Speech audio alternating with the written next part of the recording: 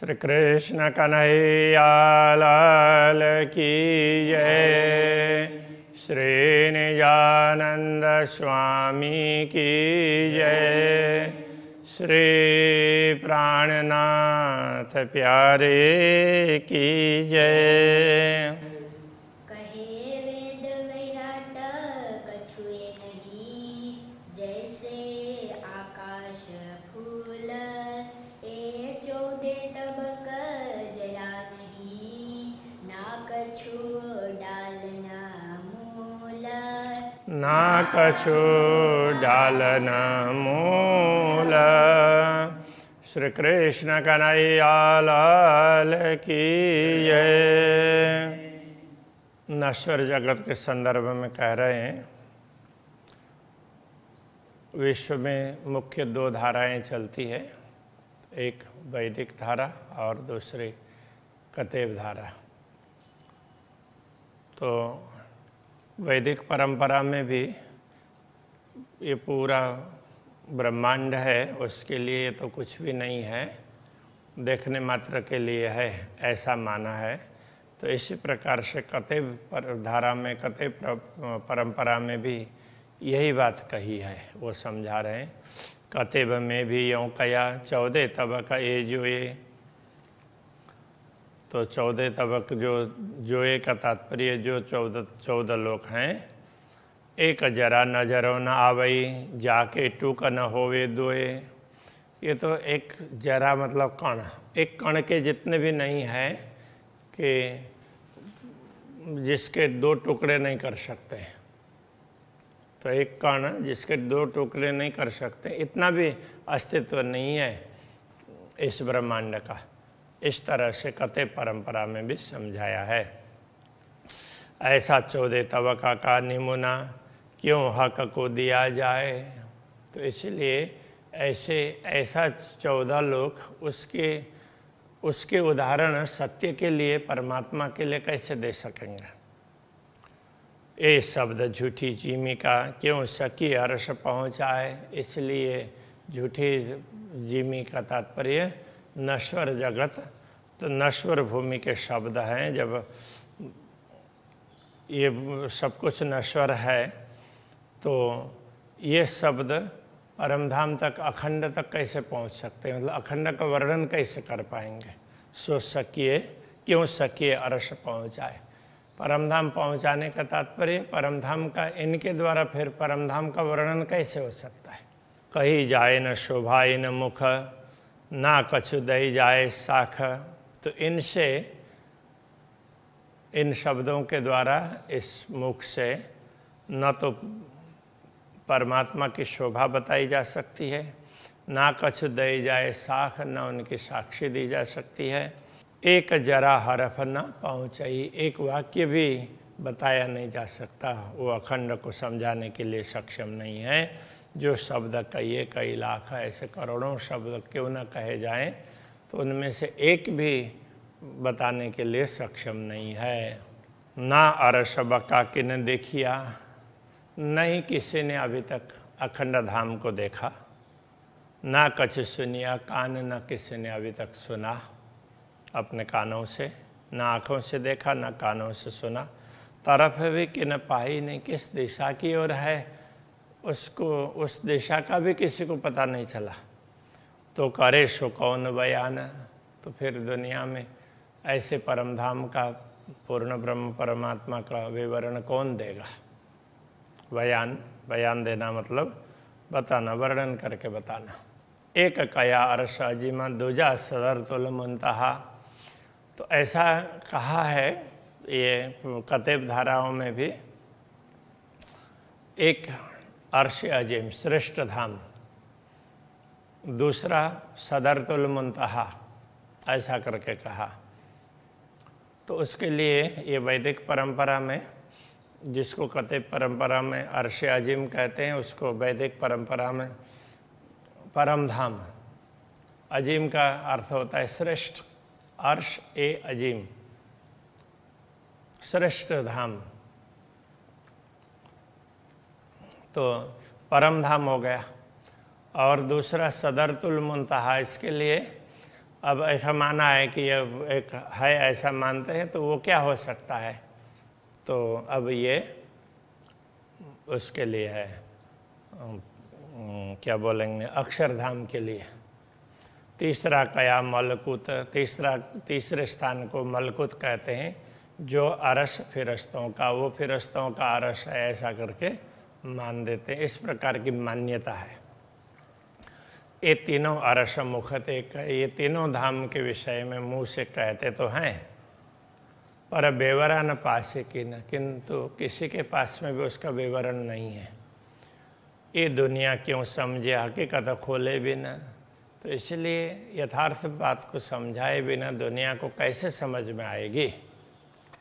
हक हुकुम जाहिर हुआ, तो मुझे तो पूर्ण ब्रह्म परमात्मा का आदेश हुआ है।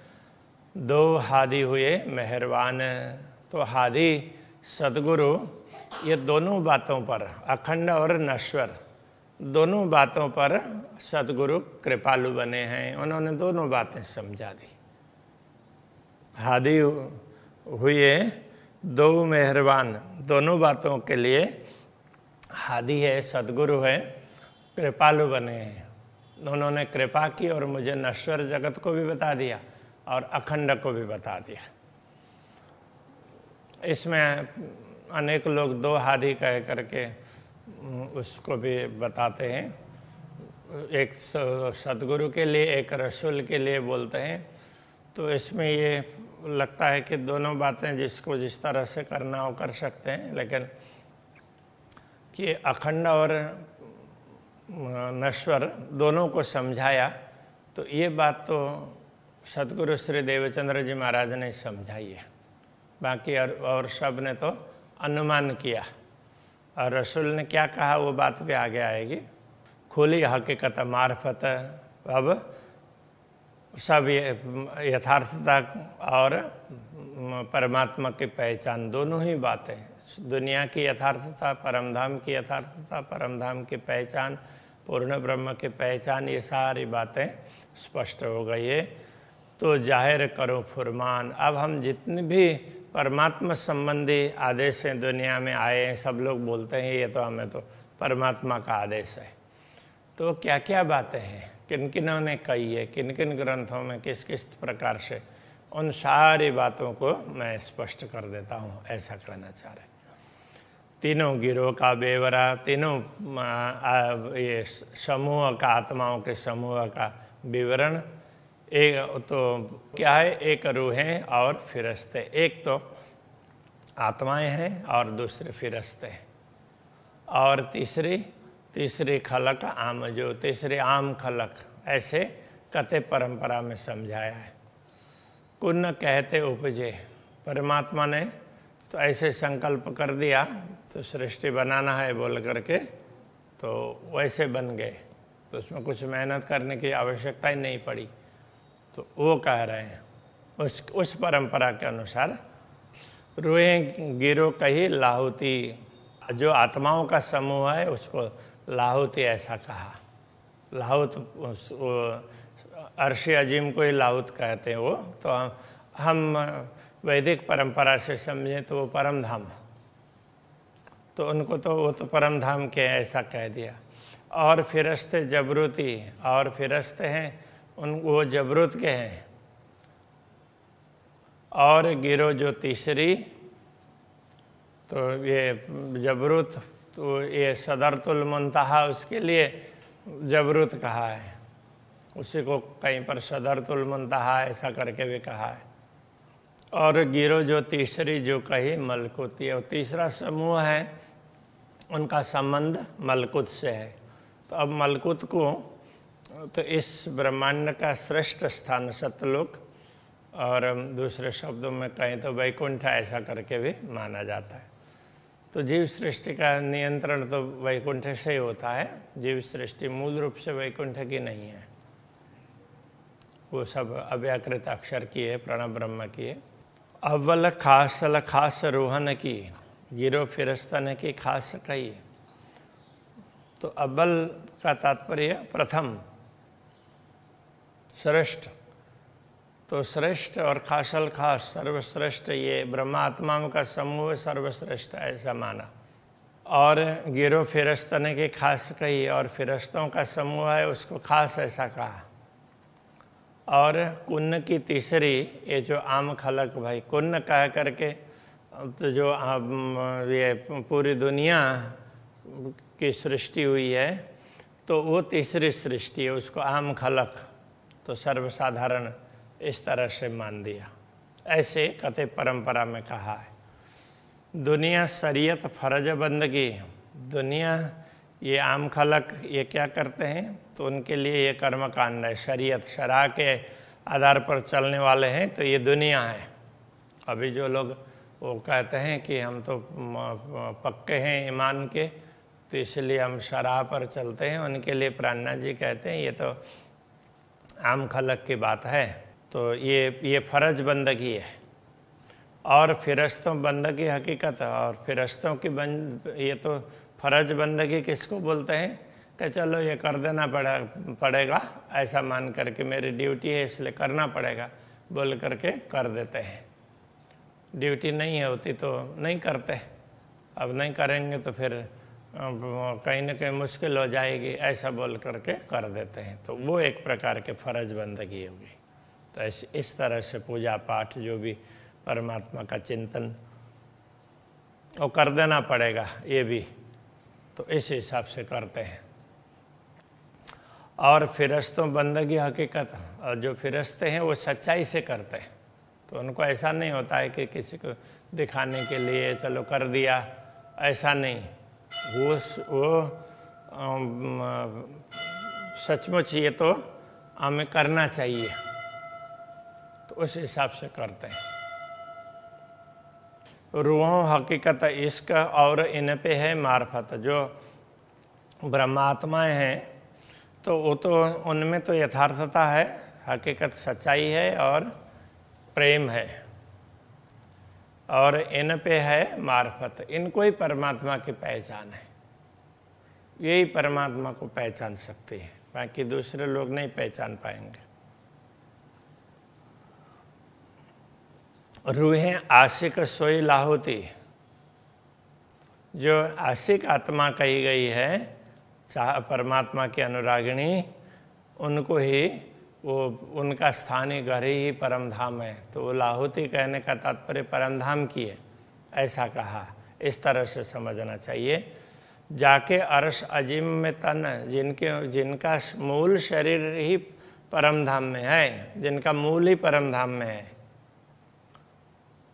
कयाह के दोस्त रूहें कदीमी, तो उसके लिए रसूल ने कहा था कि खुदा कहते हैं कि वो तो हमेशा की है, वो सत्य है। और उनको ही रसूल ने ये कहा कि ये हमारे दोस्त वही हैं। कदीमी का तात्पर्य हमेशा के, वो अखंड है। जो उतरे अरश से मोमिन, जो दिव्य परमधाम से दुनिया में उतरी हुई आत्माएं हैं, उनके लिए ऐसा कहा गया है। तो अब दूसरी तरफ में ये भी कह दिया, अरश कया दिल मोमिन, इन ब्रह्मात्माओं के हृदय में ही परमात्मा का वास है तो वही धाम है। जो मोमिन दिल आशक, तो जो मोमिन दिल से परमात्मा को चाहते हैं तो उनका अंदर से प्रेम है।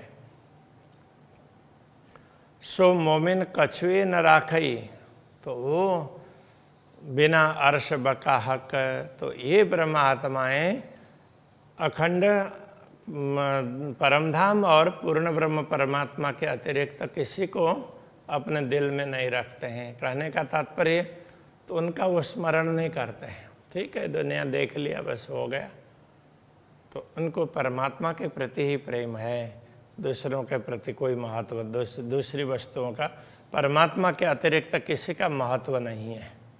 तो इसलिए कुछ नहीं रखते हैं का तात्पर्य ये है। सोई मोमिन जानिए, उनको ही ब्रह्मात्मा समझना जो उड़ावे 14 तबक का, जो पूरे 14 लोक को नश्वर समझते हैं, उड़ा देते हैं का तात्पर्य जिसको कोई सत्य नहीं समझते हैं वो वही ब्रह्मात्माएं हैं। एक अरस के साहेब बिना और सब करे तरक। पूर्ण ब्रह्म परमात्मा परमधाम के स्वामी पूर्ण ब्रह्म परमात्मा के बिना, परमात्मा के अतिरिक्त सबको तो वो क्या करते हैं, तो उनका कोई अस्तित्व ही नहीं है, इस तरह से उनको नश्वर समझते हैं। तर्क करना तो एक प्रकार से तो वो नश्वर है ऐसा मानना। उतरे हैं अरश से, ऐसी आत्माएं ऐसे दिव्य धाम से उतरी है। वे कहे मोहम्मद मेरे भाई, उनके लिए मोहम्मद ने कहा वो मेरे भाई हैं। जो आखिर को अवश्य, और ये भी कहा वो आखिर में परमात्मा आएंगे, उस समय वो भी आने वाले हैं। ये जो अहल इलाही, ये अहल का तात्पर्य उत्तराधिकारी है, इलाही उत्तराधिकारी कहने का तात्पर्य अखंड को समझने वाले, अखंड को जानने वाले वही होंगे, ऐसा उन्होंने कहा था।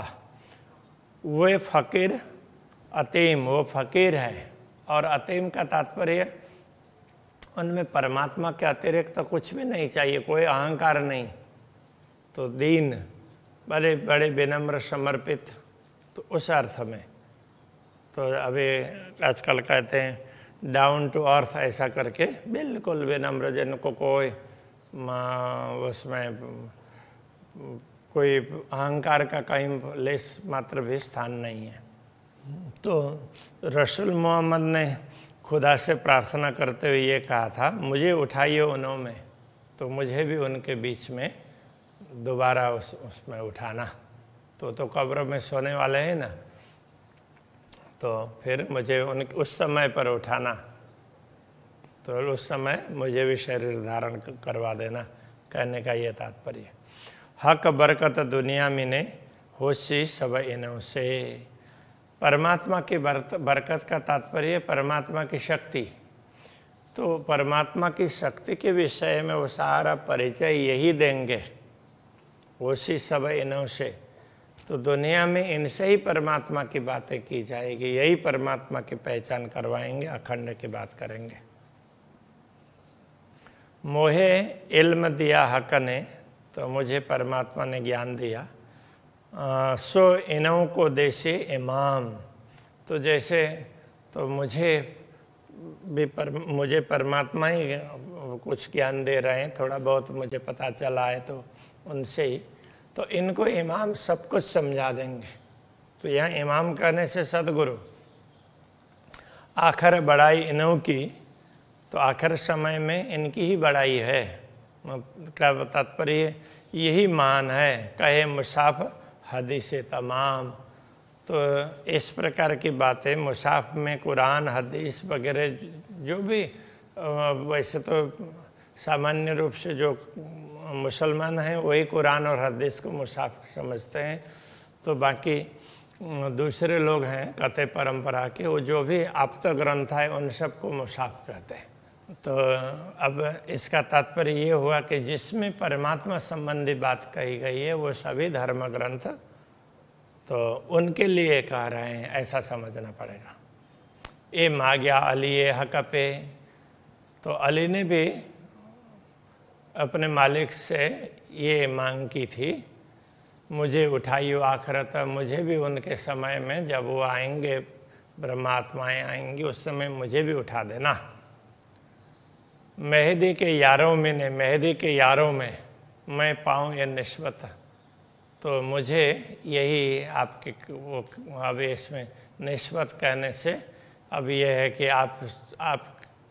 मैंने आपकी अभी तक इबादत की है, प्रार्थना की है, तो बस मुझे इतना वरदान दे देना, इतनी मुझ पर कृपा कर देना, ऐसा उसने कहा। तो अब ये निस्बत का अर्थ तो संबंध होता है, मैं उनके साथ में उनके समय पर हूँ तो उनसे मेरा संबंध बनेगा ना, तो मैं ये लाभ प्राप्त कर सकूं। तो इस तरह से तो उसने भी मांग की। इमाम जाफर सादिक, तो कोई सादिक का अर्थ होता है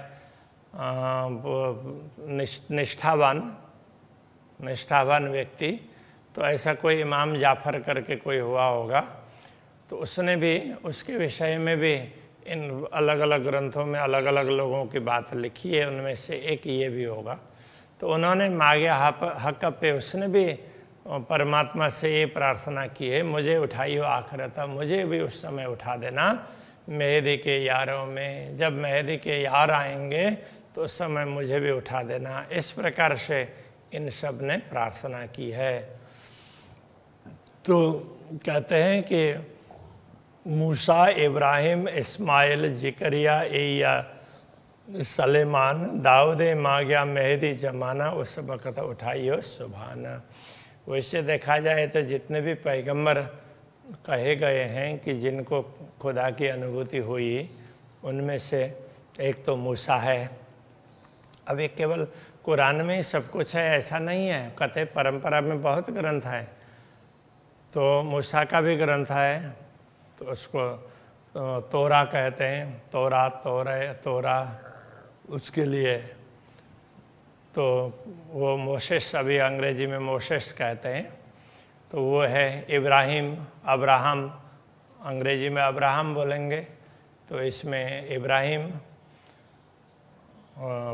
उसमें फारसी में, अरबी में इब्राहिम। तो इस तरह से ये भी एक पैगंबर हुए हैं। इस्माइल, जिकरिया, एहिया, सुलेमान भी कहते हैं, दाऊद, अंग्रेजी में उसको डेविड कहा। तो इन सब ने एक ही मांग की है, मेहदी जमाना।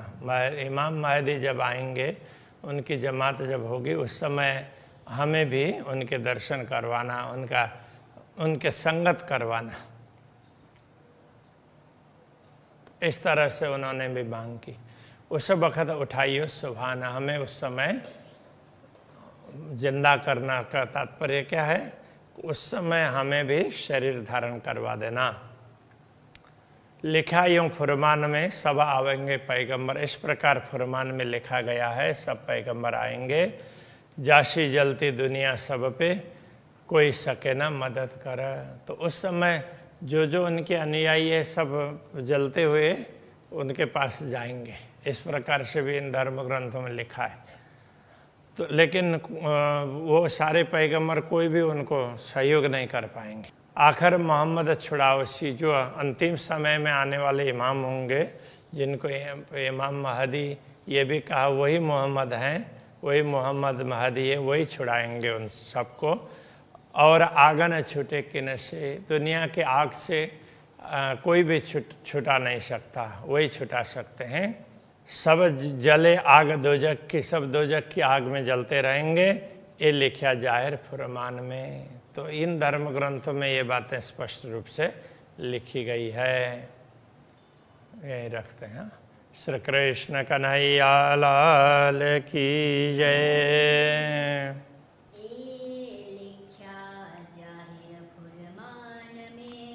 ए लिखा जाहिर फरमान में, आखर मोहम्मद छुड़ावसी, और आगन छूटे किन से, सब जले आग दोजख की।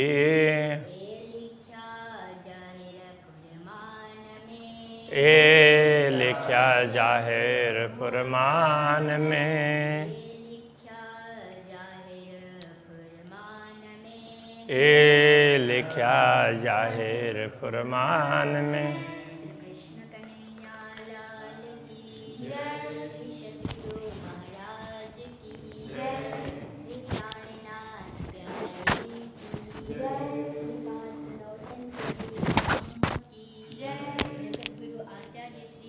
कृष्णमणि जी महाराज की जय।